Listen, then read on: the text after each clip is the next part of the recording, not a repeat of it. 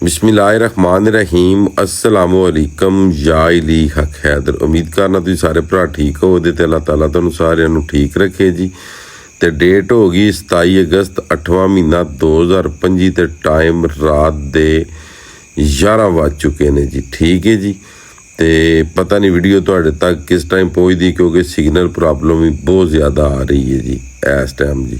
ठीक है, ये 10 ਤੋਂ 11 ਵਜੇ ਵਾਲੀ ਰਿਪੋਰਟ है जी। ਮਰਾਲਾ इस टाइम 2,90,746 ਤੇ 2,84,246 ਪਾਣੀ ਜਿਹੜਾ ਕਿ ਅਖਰਾਜ ਕਰਾ ਰਿਹਾ। ਰਿਵਰ ਚਨਾਬ ਐਂਡ ਮਰਾਲਾ ਹਾਨਕੀ ਦੇ ਮੁਕਾਮ ਤੇ 9,99,883 ਤੇ 9,99,883 ਦਾ ਅਖਰਾਜ, यानी कि खानकी ते 50,000 पानी क्यूसक का जिहड़ा है कि वो कमी आ गई जी। सुपर हाई फ्लड जनाब मेरी कादराबाद 10,77,951 ते 10,77,951 का अखराज। ठीक है जी। अगे आ गए जी चन्योट के मुकाम ते पानी अप होना शुरू हो गया जी। चन्योट 3,16,882। ठीक है जी। अगे गल कर लेने जी ऐड त्रिमू दी जी।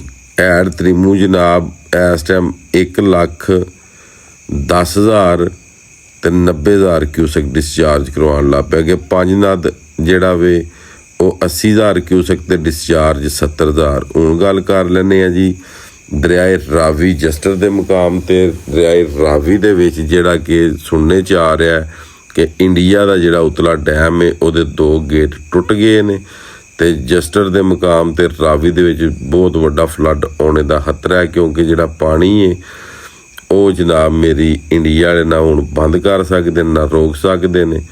उन्हां दे मामलात चों हो गया बाहर।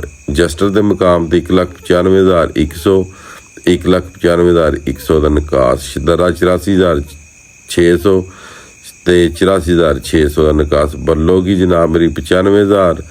सदनाई जिहड़ी है 40,000।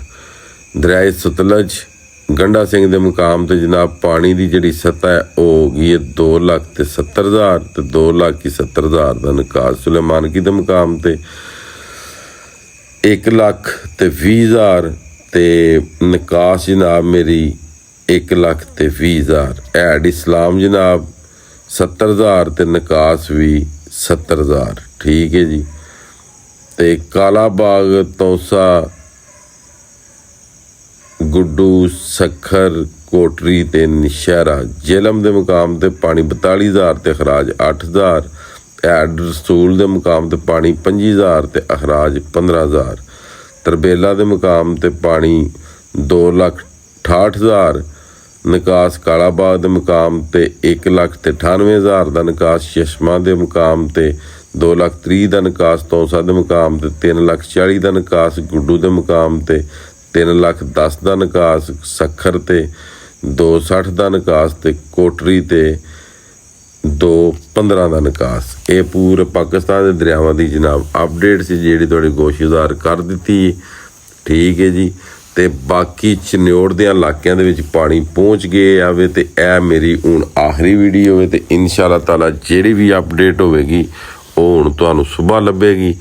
तो फिलहाल जिन्ने भी भरा दरियावां ते रहिंदे ये जनाब अपनी हिफाजत कर लो। पानी चन्योट के इलाके अप्पड़ गए है, क्योंकि ग्रुप दे विच मैसेज होने जिहड़े ने कि वो घट हो गए ने। तो मजीद पानी चन्योट के इलाके दे विच वध रहा। तो चन्योट दे विच जिन्ने भी भरा ने चन्योट झंग चुंड पोल वाले जिहड़े ने वो अपनी हिफाजत जनाब फरमा लवो ते अपने आप नूं सिक्योर कर लवो। उच्चियां जगह ते लै जाओ जिहड़ियां बहुत ज़्यादा ने जिथे तक कि ये पानी ना आवे। तो मजीद नोटिफिकेशन चल रहे ने। तो अगर पानी दरियाई चनाब हैड मराला ते वधिया तो रिपोर्ट वधे दी दें दे। जिस तरह हुण घटे है तो घटे की रिपोर्ट दी है। तो इंशाअल्लाह ताला जिन्ना तक जिंदगी है उन्ना तक तुहानूं दरियाई चनाब की, दरियाए रावी की, दरियाए सतलज की, जिहड़े भी दरिया की साडे कोल ऑर्गैनिक 1 नंबर रिपोर्ट आई वो तुहाडे नाल इंशाअल्लाह ताला अल्लाह के फजल नाल शेयर की जाएगी। बकाया अज की वीडियो तो अज का व्लॉग करने खत्म। मैनूं दिओ इजाजत। नैक्सट वीडियो होने तक ज़्यादा अपना ख्याल रखियो। ਆਪਣੀਆਂ ਖਾਸ ਦੁਆਵਾਂ ਦੇ ਵਿੱਚ ਮੈਨੂੰ ਯਾਦ ਰੱਖਿਓ ਤੇ ਇਨਸ਼ਾਅੱਲਾ ਮਿਲਨੇ ਆ ਕਿਸੇ ਨੈਕਸਟ ਵੀਡੀਓ ਦੇ ਨਾਲ।